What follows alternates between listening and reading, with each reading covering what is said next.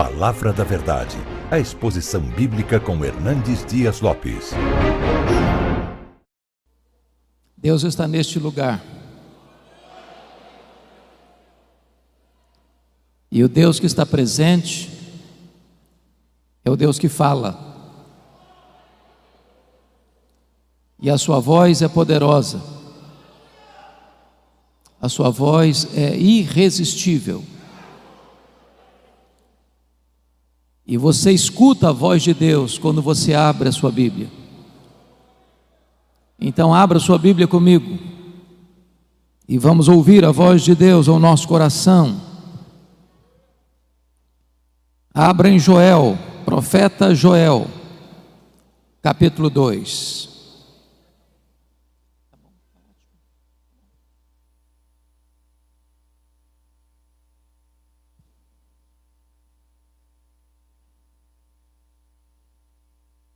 Profeta Joel, capítulo 2.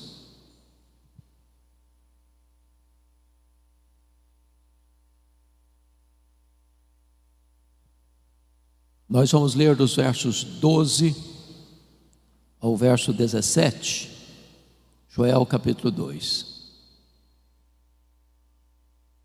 Ainda assim, agora mesmo, diz o Senhor, convertei-vos a mim de todo o vosso coração, e isso com jejuns, com choro e com pranto.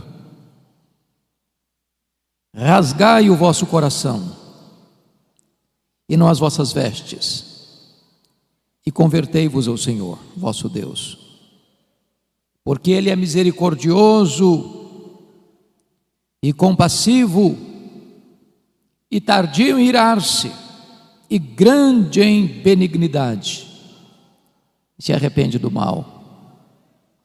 Quem sabe se não se voltará e se arrependerá, e deixará após si uma bênção, uma oferta de manjares e libação para o Senhor nosso Deus. Tocai a trombeta em Sião, promulgai um santo jejum, proclamai uma assembleia solene, congregai o povo, santificai a congregação, ajuntai os anciãos, reuni os filhinhos e os que mamam. Saia o noivo da sua recâmara e a noiva do seu aposento.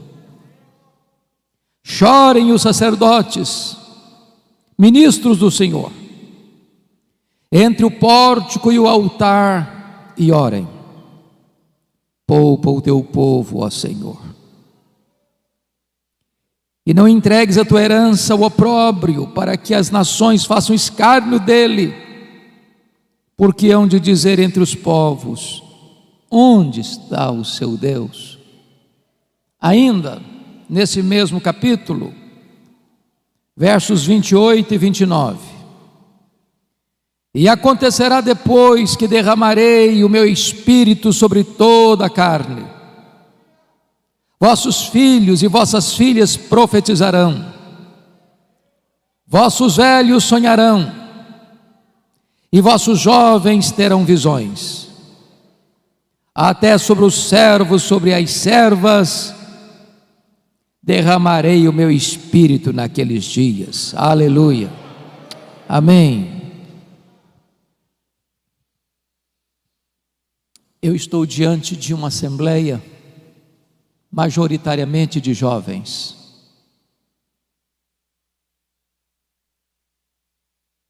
E eu quero dizer a vocês, jovens, e aos demais irmãos, como vocês todos bem têm ciência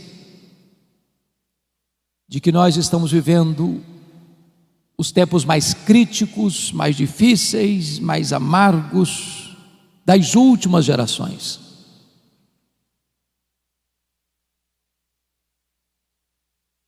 Nós estamos vivendo um tempo onde concentradamente, deliberadamente, forças sobre-humanas e forças das trevas tem agido sem pausa para destruir os fundamentos da família, da igreja, da sociedade. Certamente há uma grande onda de cristofobia no mundo.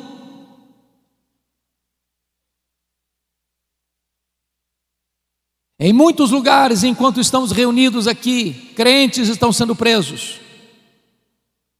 torturados, mortos.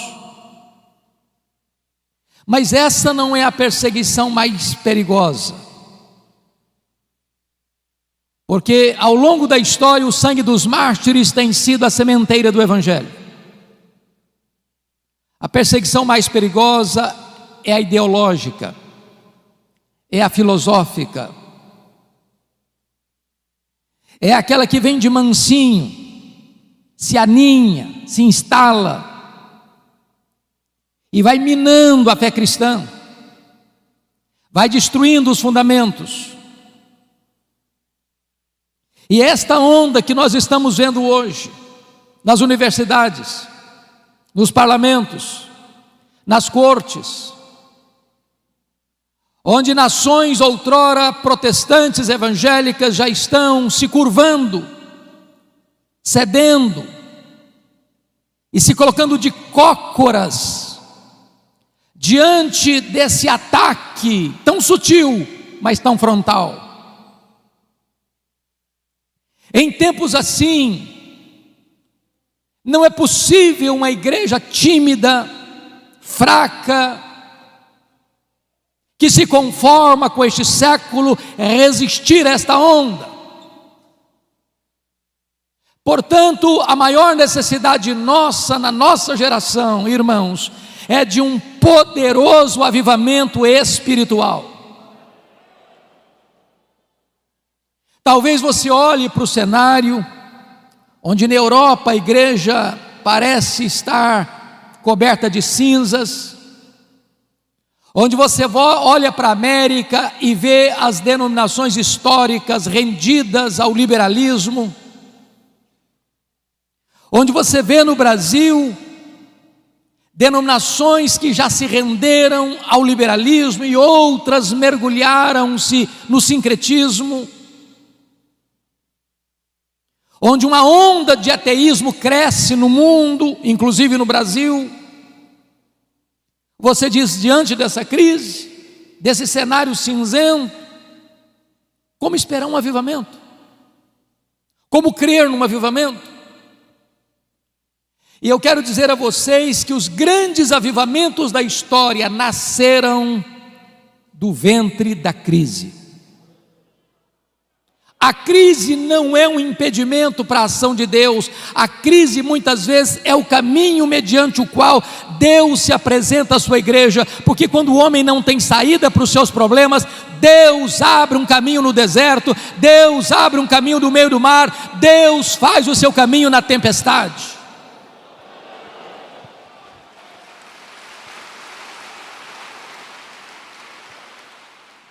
E eu queria que você, com a Bíblia aberta no texto comigo, eu preciso que você esteja com a sua Bíblia aberta no texto, para nós entendermos qual era a crise que o profeta Joel estava descrevendo para propor um avivamento ou uma volta profunda para Deus. Por favor, olha comigo.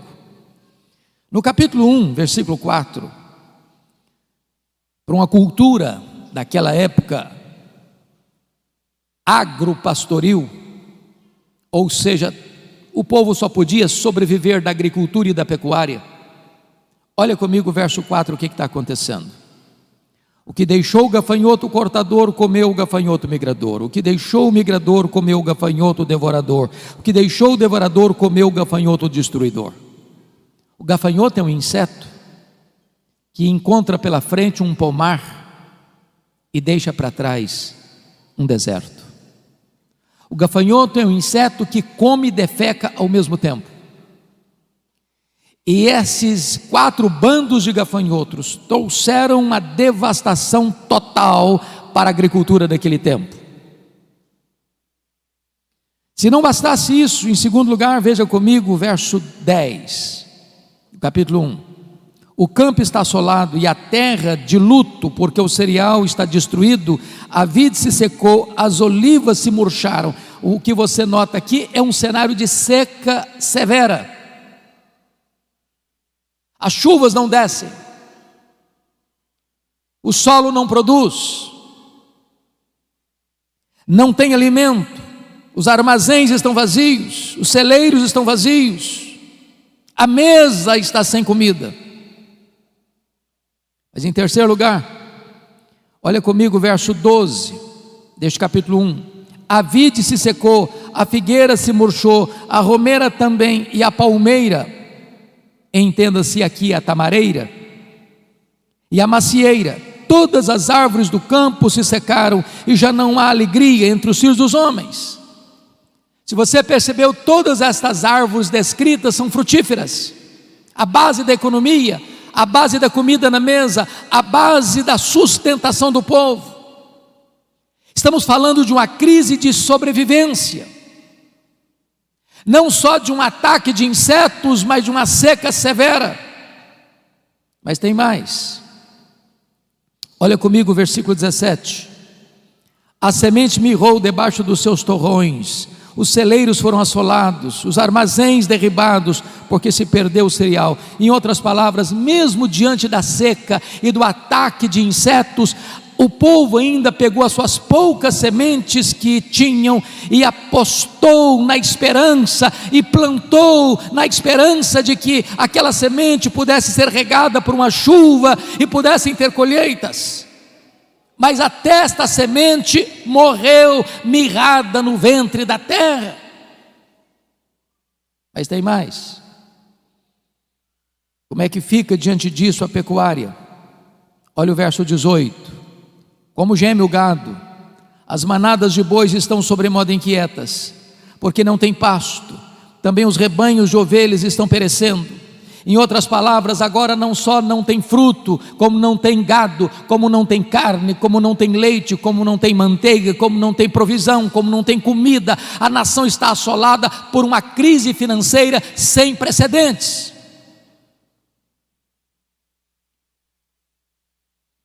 Se você perceber, a crise não fica só aí. Quando chega no capítulo 2, o profeta faz a descrição de uma invasão militar. Muito provavelmente ele está descrevendo aqueles dias vividos pelo rei Ezequias, quando o reino do norte, cuja capital era Samaria, caiu no poder da Síria. E agora este mesmo poderoso exército que derrotou as 10 tribos do norte cerca Jerusalém. Um poder irresistível. E a descrição que ele faz no capítulo 2 é de que o povo está completamente cercado, entrincheirado, encurralado e não tem condições de oferecer resistência a este poderoso exército que está cercando a cidade. Este é o cenário. Crise política, econômica. Se você perceber comigo no capítulo 1, versículo 9, a igreja está sofrendo as consequências. Cortada está da casa do Senhor a oferta de manjares e a libação, e os sacerdotes, ministros do Senhor, estão enlutados. Então tem crise na igreja, tem crise no Estado, tem crise na economia, tem crise na política, tem crise social, tem crise para todo lado. O que fazer numa hora dessa? É aí que entra o capítulo 2, versículo 12, que nós lemos. Ainda assim, agora mesmo, diz o Senhor, convertei-vos a mim. O Brasil está em crise, o mundo está em crise. Os homens estão desesperados. Mas quando na crise o povo de Deus se volta para Deus, nasce o sol da esperança, nasce a cura, nasce a restauração. E eu gostaria que você olhasse comigo nesta noite quais são esses aspectos dessa volta para Deus, a natureza dessa volta para Deus. Primeiro,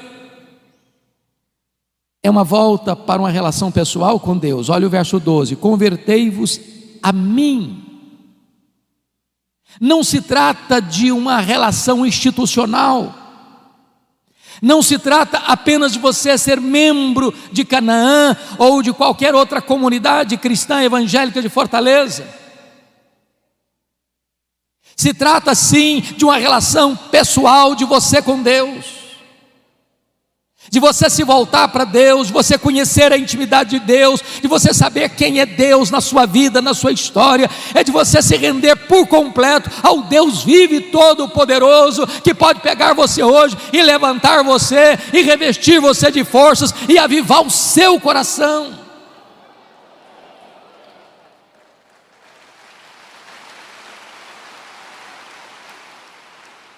Mas em segundo lugar, irmãos, esta volta é uma volta com profundidade, porque o texto diz: convertei-vos a mim de todo o vosso coração. Não é aquela volta para Deus porque o calo está doendo, não é aquela volta para Deus porque você está desempregado, não é aquela volta para Deus porque você está enfermo, não é aquela volta para Deus porque o seu casamento está abalado, não é aquela volta para Deus para resolver um problema familiar urgente. Você pode ter todas essas motivações, e é bom que você volte nessas circunstâncias, mas quando o problema vai embora, quando a situação se resolve, muita gente se volta para trás e continua longe de Deus do mesmo jeito. Como diz o profeta Oséias: ó Israel, o teu amor cedo passa. Deus quer que você se volte para Ele com profundidade, de todo o seu coração. Que Ele seja o amado da sua alma, que Ele seja o prazer da sua vida, que Ele seja o deleite do seu coração, que Ele seja a sua maior riqueza, que Ele seja o seu maior tesouro, que Ele seja a sua riqueza e a sua herança.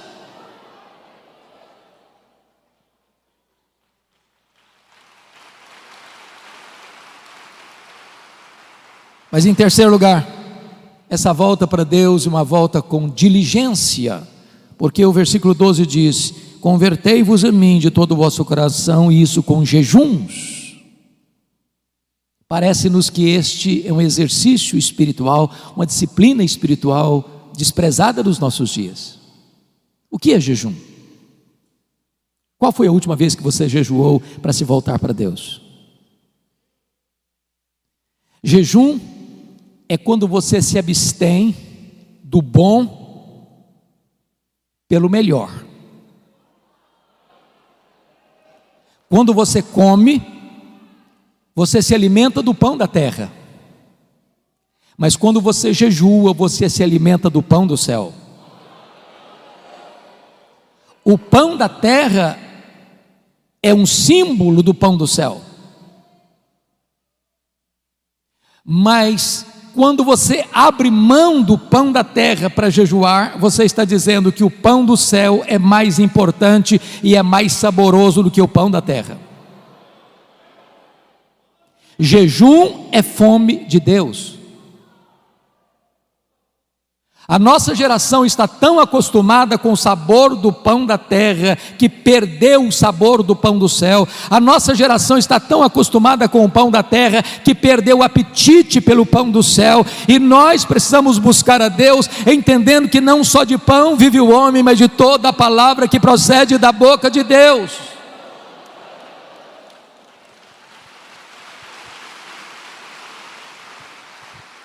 O apóstolo Paulo, escrevendo aos Coríntios, disse: portanto, quer comais, quer bebais, quer façais qualquer outra coisa, fazei tudo para a glória de Deus.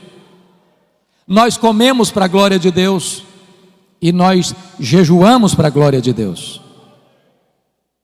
Então você pergunta: se eu como para a glória de Deus e se eu jejuo para a glória de Deus, qual é a diferença então entre comer e jejuar?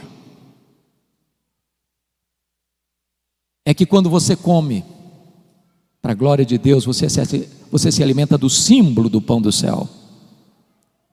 Mas quando você jejua para a glória de Deus, você se alimenta do próprio pão do céu. Oh, irmãos, nós precisamos nos voltar para Deus, desejando mais a Deus do que as bênçãos de Deus. Mais a presença de Jesus, como cantamos, do que dinheiro, do que sucesso, do que prazeres. Mas em quarto lugar, irmãos, essa volta para Deus, confiram comigo, esta volta para Deus precisa ser uma volta com quebrantamento, porque o verso 12 ainda diz: convertei-vos a mim com choro e com pranto. Às vezes nós estamos voltando para Deus com o coração seco demais e com os olhos enxutos demais. Qual foi a última vez que você chorou voltando-se para Deus? Qual foi a última vez que você chorou como Neemias chorou ao saber da realidade dramática do seu povo, o estado da sua igreja? Qual foi a última vez que você chorou como Davi chorou ao ver a sua família nas mãos do inimigo? Qual foi a última vez que você chorou como Pedro chorou pelos seus próprios pecados? Qual foi a última vez que você chorou ao olhar para Jerusalém de hoje, olhar para a igreja de hoje, como Jesus chorou à entrada da porta de Jerusalém? Jerusalém, Jerusalém, quantas vezes quis eu agasalhar-te debaixo das minhas asas e tu não quiseste. É hora de chorar, irmãos. Chorar pelos nossos pecados, chorar pelo estado da nossa nação, chorar pelos nossos governantes, chorar pela nossa cidade, chorar pela igreja.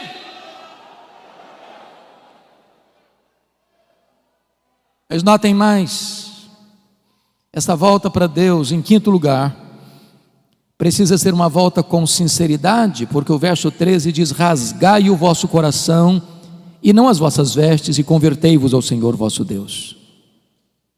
O que significa isso? Esta cerimônia de rasgar as vestes acontecia quando alguém ficava muito chocado, atônito com a situação de escândalo, de vergonha, de pecado, de opróbrio. Então, quando as pessoas viam alguma coisa muito triste, muito dolorosa, muito escandalosa, e elas ficavam com um senso de vergonha diante daquela realidade, eles rasgavam as roupas. Mas de repente a cerimônia ou o fato de rasgar as roupas foi se tornando um hábito, um costume, e virou um emblema de uma espiritualidade hipócrita, mentirosa, uma espiritualidade cênica, um teatro espiritual. E sabe, irmãos, não tem nada mais perigoso do que o nosso coração enganoso. De repente nós começamos a fingir uma espiritualidade que não temos. De repente nós temos uma espiritualidade de palco, de performance, de teatro, onde nós passamos uma ideia de que somos cheios do Espírito Santo quando estamos secos. De repente nós passamos uma espiritualidade de gente de Deus, de cheio do Espírito Santo, de oração e de piedade, que isso não acontece mais. Muitas vezes nós somos como Moisés, que desceu do Monte Sinai, o rosto dele brilhava, e diz a Bíblia que as pessoas não podiam se aproximar dele por causa da glória de Deus, do brilho do rosto dele. E então o que Moisés fez? Ele pôs um véu no rosto, para que as pessoas pudessem se aproximar. Mas esse homem tão ousado, esse homem que fez dobrar diante dele com um cajado na mão o mais poderoso império do mundo, o império egípcio, diz a Bíblia que num dia ele foi covarde, ele não foi ousado, ele não foi corajoso. Sabe que dia? Quando ele percebeu que aquele brilho do rosto dele estava desvanecendo, e ele não queria que ninguém soubesse disso. Ele manteve o véu quando não precisava mais do véu. Ele queria passar uma imagem para as pessoas que ele era muito espiritual. Ele queria passar para as pessoas a ideia de que a Shekinah de Deus estava no rosto dele. E diz Paulo, nesse dia ele não foi ousado. E você e eu, se queremos experimentar um poderoso reavivamento espiritual, precisamos ter muito cuidado com os clichês, com os jargões que nós criamos. Às vezes nós vamos orar, damos uma tremidazinha na voz para passar a ideia que nós somos espirituais. Deus não se importa com isso. Ele conhece o coração. Ele está dizendo: rasgue o coração, rasgue o coração, rasgue o coração nessa volta para mim.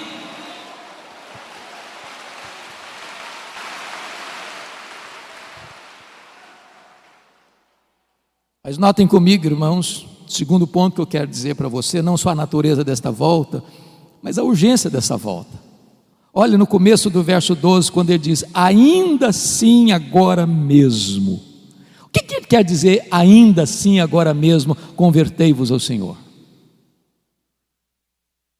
Se você prestou atenção na narrativa do capítulo 1 e do capítulo 2, a situação era de crise, economia combalida, a igreja sem suprimento e os sacerdotes chorando, não tem dízimo, não tem oferta. Se você olha para o campo, não tem fruto. Se você olha para o pasto, o gado está morrendo de fome e de sede. Se você olha para o cenário político, o poder de um império invasor está pronto para tomar a cidade. A crise é medonha, mas Deus está dizendo: ainda assim, agora mesmo, se vocês se voltarem para mim, se converterem a mim, eu mudo esse cenário, eu altero esse cronograma, eu transformo essa realidade triste numa situação de alegria e de vitória.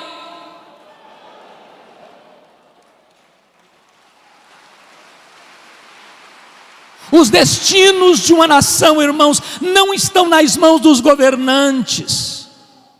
Não é de Brasília que procede a restauração da nação, é do coração da igreja de Jesus Cristo.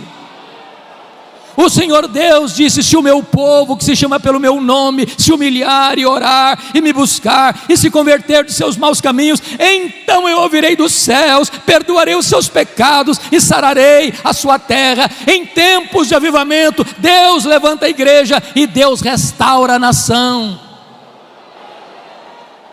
Eu quero conclamar você, jovem, você pai, você mãe que está aqui. É tempo de nós nos voltarmos para Deus. Não dá para esperar mais, não dá para sermos crentes meia boca mais, não dá para sermos crentes mornos mais, não dá para sermos gente descomprometida mais. É tempo de nos voltarmos para Deus. Isso é urgentíssimo.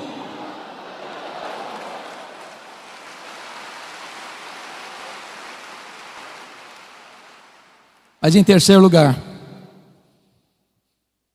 depois que você examina a natureza da volta e a urgência da volta, o profeta Joel vai nos dar um motivo para essa volta para Deus. Confira comigo o verso 13. Convertei-vos ao Senhor vosso Deus. Por quê? Olha a razão. Por quê? Porque Ele é misericordioso e tardio em irar-se, e grande em benignidade, e se arrepende do mal. Quantas vezes você e eu já choramos pelo nosso pecado? Quantas vezes vocês e eu já dissemos: Senhor, tem misericórdia de mim? Porque se Deus observar os nossos pecados, nós vamos perecer. Talvez você pergunte: mas como assim, pastor? Pecando? Presbíteros, líderes? Deixa eu dizer uma coisa a você: se você não está vendo os seus pecados, é porque você está longe da luz. As pessoas que mais confessam os seus pecados e mais choram pelos seus pecados não são as que mais pecam, são as que mais perto de Deus andam. Porque quando nós estamos na presença daquele que é santo, santo, santo, até os serafins cobrem o rosto.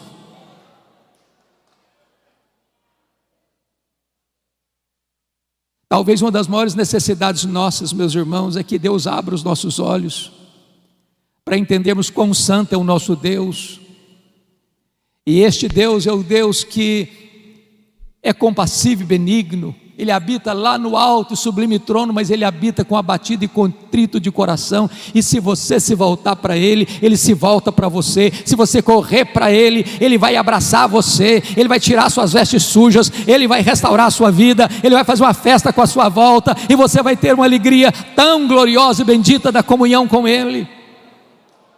Então você e eu não temos que fugir de Deus, nós temos que correr para Deus. Se você, jovem, está pecando contra o seu Deus, se você caiu, se você desobedeceu, se você está longe de Deus, não fuja de Deus, fuja para Deus. Ele é o abrigo, Ele é o perdoador, Ele é o restaurador, Ele cura, Ele liberta, Ele salva, Ele levanta, Ele enche com o Espírito Santo, Ele usa a sua vida para a glória do seu nome. É a misericórdia dEle que nesta noite deve nos levar de volta para os seus braços.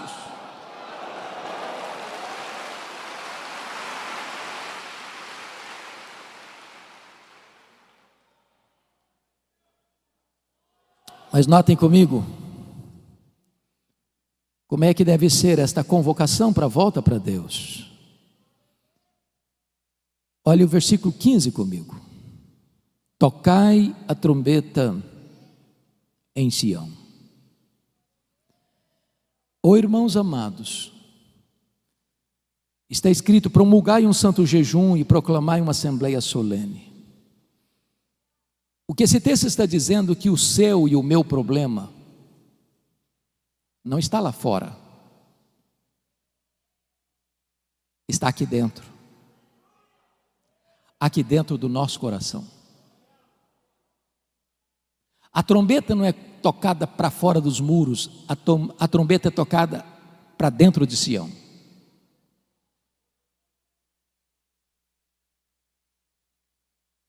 Somos nós que temos que fazer um concerto com Deus. Somos nós que temos que nos voltar para Deus. O mundo lá fora não conhece a Deus. Eles estão atrás, não agora por causa da pandemia, mas nesse período atrás de um carro elétrico, numa passarela de carnaval, ou jogando droga nas veias, ou se embriagando, ou se prostituindo, ou correndo atrás de seminários de autoajuda, ou talvez de misticismo, de sincretismo, porque eles estão com um vazio enorme na alma, e eles não encontram uma forma de preencher esse vazio. Mas você e eu conhecemos a Deus, você e eu sabemos que Deus é a fonte da vida, você e eu sabemos que só Deus satisfaz a nossa alma, e é hora de nós nos voltarmos para Deus. A trombeta precisa ser tocada aqui, porque o juízo começa pela casa de Deus.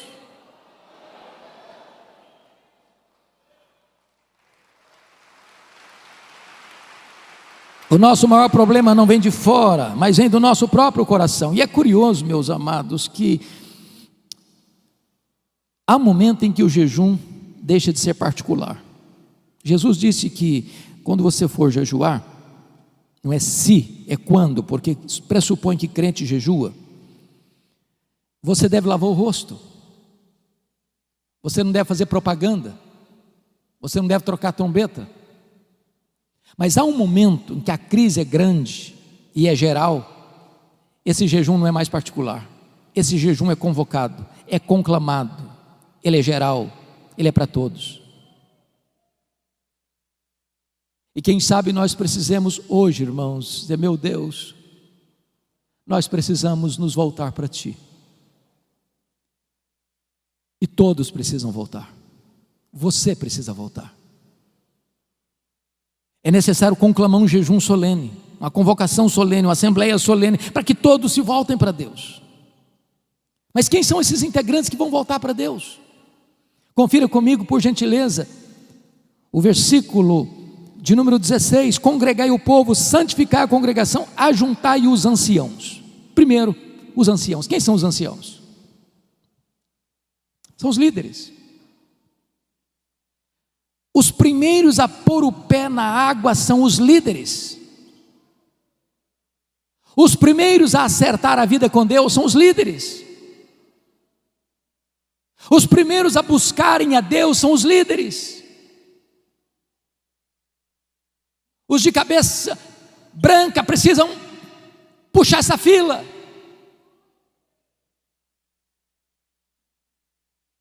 E eu estou certo de que a liderança desta igreja está incomodada, e está desafiada, está desejosa de conclamar esta congregação a se voltar para Deus. E esta liderança está botando o pé na frente e diz: estamos aqui, venham conosco.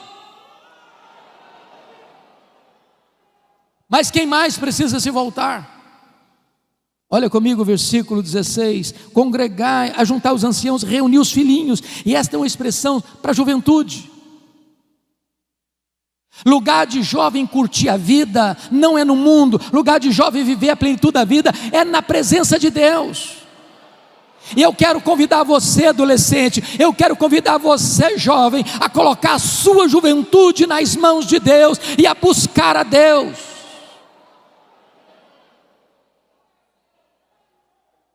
Eu ontem compartilhei com o pastor Gessé da minha alegria de vê-lo convocando a juventude para um café, que não era um café, era um encontro, um bate-papo sobre as coisas mais importantes que esta geração de cabelos brancos, esta geração de anciãos está dizendo: nós já cumprimos o nosso ministério, estamos concluindo o nosso ministério, mas esse ministério não vai parar, esse ministério não vai ser interrompido, esse ministério não vai acabar. Nós estamos passando o bastão para a nova geração, e esta nova geração precisa estar imbuída do mesmo propósito, conhecendo a Deus, amando a palavra de Deus, comprometida com a palavra de Deus, para pregar a palavra de Deus no poder do Espírito Santo de Deus, para que a igreja de amanhã, a igreja, a segunda geração, seja mais viva, seja mais cheia do Espírito Santo, seja mais comprometida do que a geração atual. Você, jovem, não está dispensado deste encontro com Deus. Se você olhar para a história da igreja, talvez os dois maiores avivamentos depois da reforma do século XVI aconteceram sob a liderança de jovens. O avivamento da Inglaterra do século XVIII começa com estudantes da Universidade de Oxford. Avivamento que levanta a igreja das cinzas e que restaura a nação de uma crise medonha. No começo do século XX, no país de Gales, um país marcado pela jogatina e pela prostituição, o avivamento começa com um adolescente, Evan Roberts. E durante 6 meses, 100.000 pessoas salvas, a nação impactada, os estádios de futebol ficaram vazios e as igrejas lotadas, e Deus restaurou aquela nação. Então eu quero conclamar você, adolescente, eu quero conclamar você, jovem, para você se voltar para Deus e experimentar um poderoso avivamento em seu coração nesses dias. Mas quem mais deve se voltar? Confira comigo o versículo 16: também reuni os que mamam. Eu tenho visto muita gente: não, criancinha não pode ir para a igreja, é muito melindroso, é muito pequenininho, é muito sensível, é muito vulnerável. Na nossa geração, traziam-nos para a igreja quase que logo depois do parto. Estamos vivos até hoje. Igreja é lugar de criança.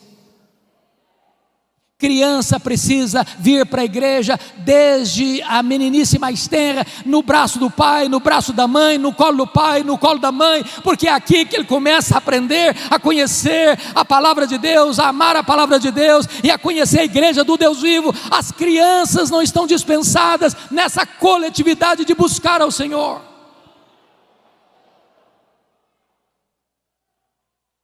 Mas preste atenção.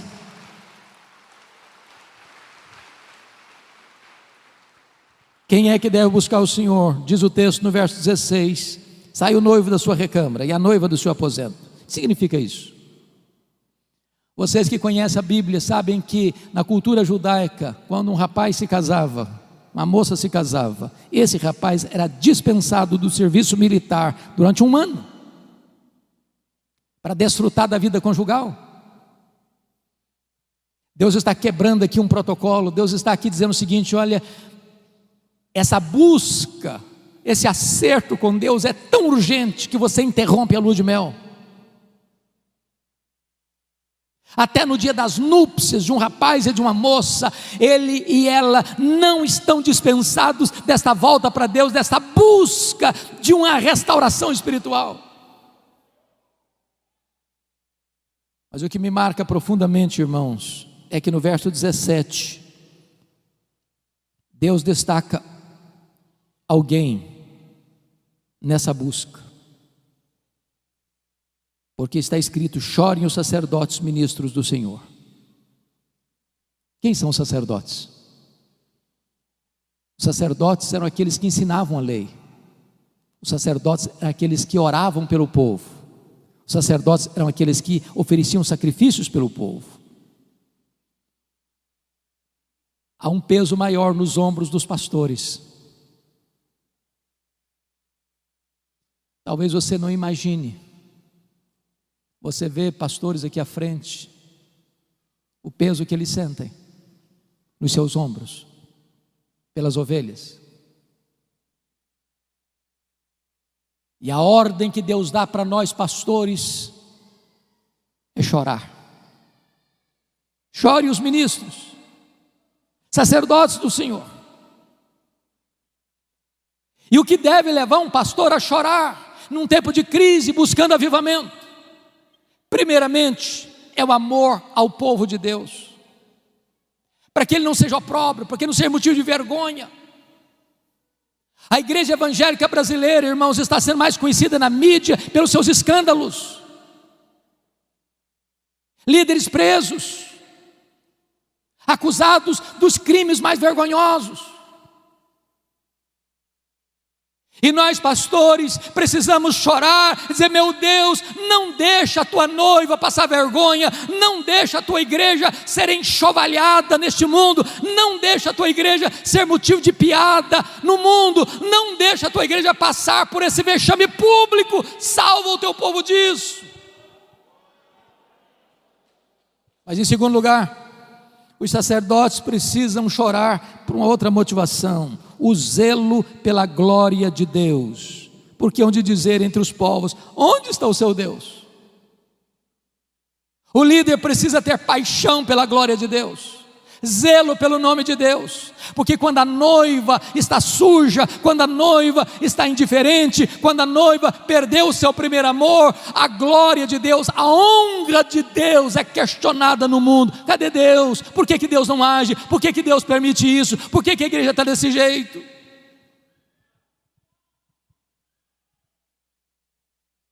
Mas notem comigo, irmãos, que quando o povo atende à conclamação de Deus, um milagre extraordinário começa a acontecer. E a primeira coisa, confira comigo o verso 18, porque tem uma palavra aí que é a dobradiça do texto, é o elo de ligação do texto. Então, o Senhor se mostrou zeloso da sua terra e compadeceu-se do seu povo. Oh, irmãos, nós aguardamos esse tempo de avivamento. Sabe o que vai acontecer? Deus reverte tudo aquilo que estava descrito de crise no capítulo 1. Se não, vejamos. Primeiro, olha o versículo 19 comigo. E respondendo lhe disse: eis que vos envio o cereal e o vinho e o óleo, e deles sereis fartos, e vos não entregarei mais ao opróbrio entre as nações. A economia é recuperada. Quem restaura a economia é o próprio Deus. Segundo lugar, olha comigo o versículo 20.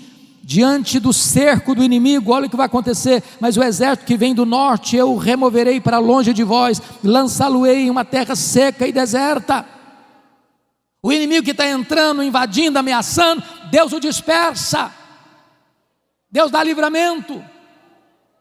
Terceiro, numa época de chuva, de seca, olha o resultado no verso 23. Alegrai-vos, pois, filhos de Sião, regozijai-vos no Senhor vosso Deus, porque Ele vos dará em justa medida a chuva, fará descer como outrora a chuva temporã e a serôdia. Agora não tem mais seca, tem chuva. Quarto lugar, diante do ataque dos gafanhotos. Olha o resultado no verso 25: restituir-vos-ei os anos que foram consumidos pelo gafanhoto migrador, pelo destruidor, pelo cortador, o meu grande exército que enviei contra vós outros. Agora preste atenção. Quem mandou os gafanhotos? Não foi o diabo? Eles não vieram de moto próprio. O próprio Deus mandou os 4 grupos de gafanhotos como disciplina ao seu povo, para que o seu povo se voltasse para Ele. Oh, irmãos amados, Deus está tocando trombetas aos nossos ouvidos. A crise mundial é uma voz altissonante de Deus à sua igreja: meu povo, volte-se para mim, volte-se para mim, volte-se para mim. Que quem tem poder de reverter essa crise sou eu. Quem tem poder de suspender essa crise sou eu. Quem tem poder de levantar a igreja e restaurar as nações sou eu.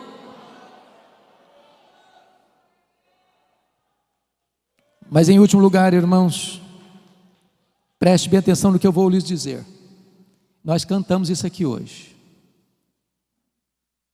Sabe qual era o maior problema do povo? Não era a seca, não era a falta de fruto no campo, nem de gado no curral. O maior problema do povo nem mesmo era um exército inimigo tentando atacar.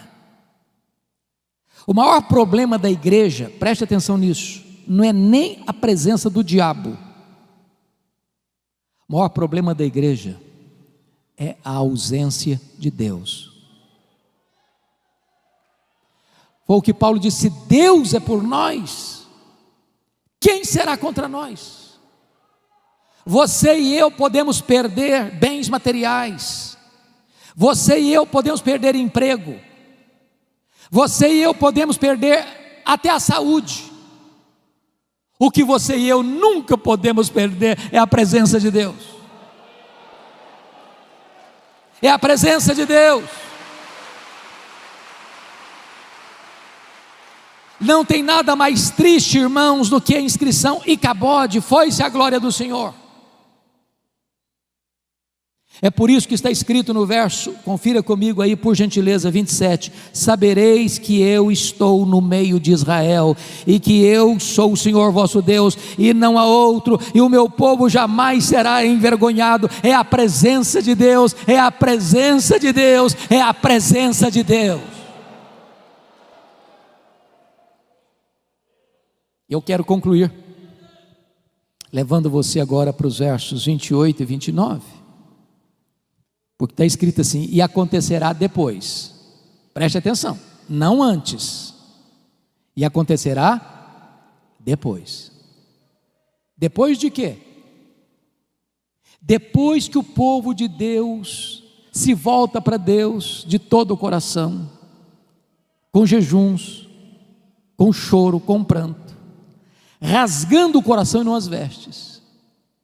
Depois que o povo de Deus se volta para Deus, olha a promessa: e acontecerá depois que derramarei o meu espírito sobre toda a carne. Vossos filhos e vossas filhas profetizarão, vossos velhos sonharão, vossos jovens terão visões, e até sobre os servos e sobre as servas derramarei o meu espírito naqueles dias. Sabe o que aconteceu, irmãos? Essa promessa de Joel, mais de 600 anos depois, se cumpre no dia de Pentecostes.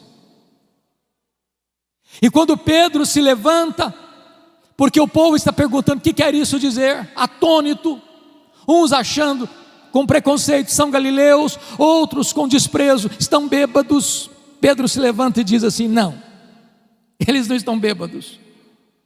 O que está acontecendo aqui é o que disse o profeta Joel: e acontecerá depois que derramarei do meu espírito sobre toda a carne. E esta promessa não é apenas para nós, não é apenas para vós, é para os vossos filhos, é para aqueles que estão ainda longe, é para quantos o Senhor nosso Deus chamar. Significa o seguinte: essa promessa de Joel é para a igreja evangélica, Assembleia de Deus, Ministério Canaã. Esta promessa é para você que está aqui hoje, nesta noite. Esta promessa é para você que está acompanhando este culto pela internet. Esta promessa é para a igreja evangélica brasileira. Esta promessa é para os nossos dias.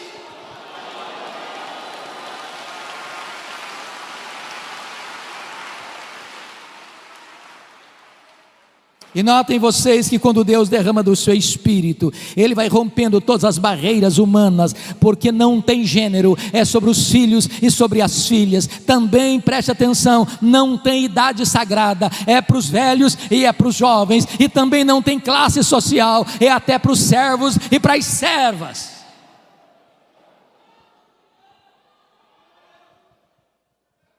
E diz o texto, duas coisas eu destaco para fechar: vossos filhos e vossas filhas profetizarão.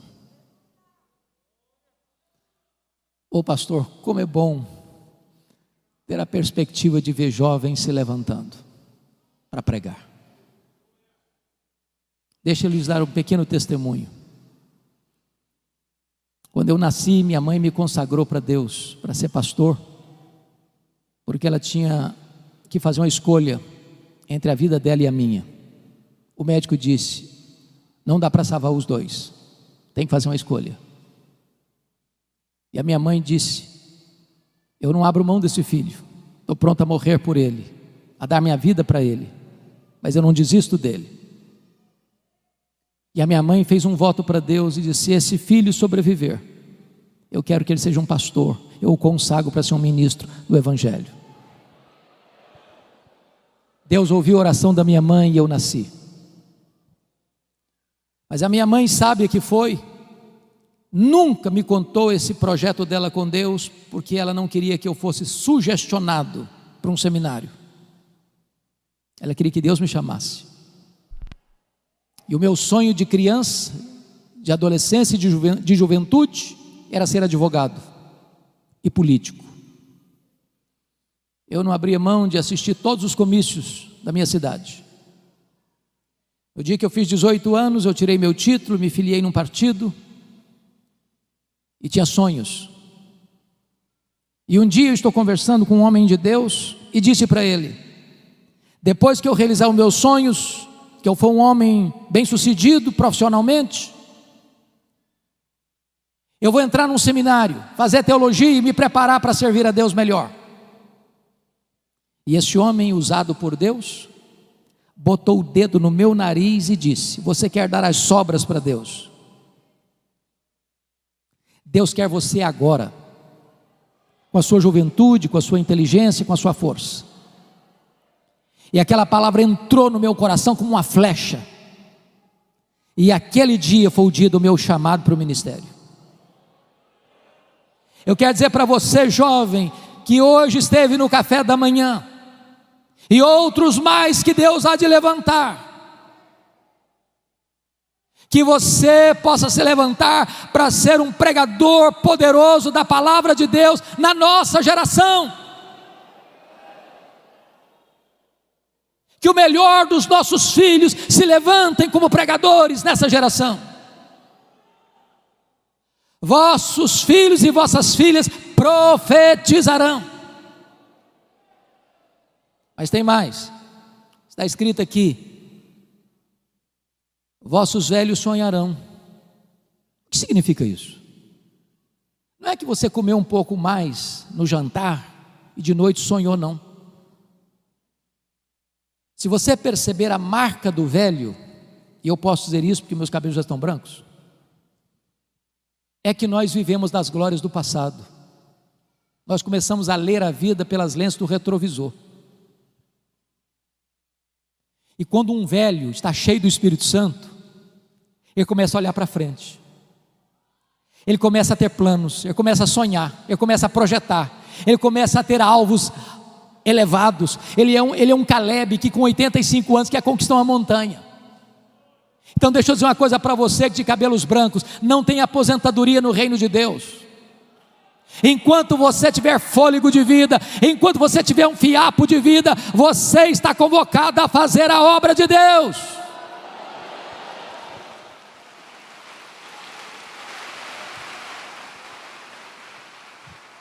Não é hora de você vestir um pijama, não é hora de você ficar numa cadeira de balanço, é hora de você se levantar e usar a sua sabedoria, e usar o seu conhecimento, e usar a sua experiência, e usar as forças que Deus vai lhe dar, para ser uma bênção nas mãos de Deus.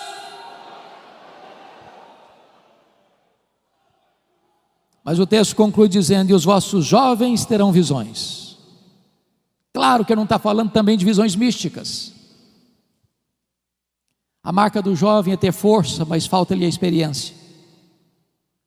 Mas um jovem cheio do Espírito Santo, ele é mais sábio do que um velho insensato. Um jovem cheio do Espírito Santo, ele tem visão da obra de Deus, e ele quer alcançar grandes coisas para Deus. E a nossa oração, irmãos, é que Deus se compadeça de nós, para que nós nos levantemos, crianças de peito, adolescentes e jovens, noivo e noiva, recém-casados, servos e servas, velhos e jovens, todos nós nos levantemos dizendo: Senhor, o Brasil está em crise, o mundo está em crise, a igreja está em crise, mas em tempo de crise o Senhor pode soprar sobre nós o teu sopro. Em tempo de crise o Espírito Santo pode vir sobre nós como um vento impetuoso e encher toda esta casa. Em tempos de crise o Espírito Santo pode descer em línguas como de fogo e pousar sobre cada um de nós, e ficarmos cheios do Espírito Santo. E uma igreja cheia do Espírito Santo, ela não teme prisões, ela não teme açoites, ela não teme a morte, ela não teme perseguição, ela não teme martírio, ela não teme pobreza, ela não teme o diabo, ela não teme o mundo. Ela vai avançando, e ela vai avançando, e ela vai conquistando, e a glória de Deus vai se manifestando, e os cativos vão sendo libertos, e os pecadores vão sendo salvos, e um grande avivamento há de varrer a nossa nação para a glória de Deus.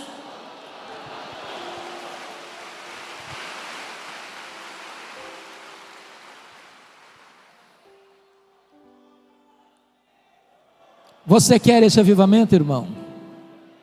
Você anseia por ele?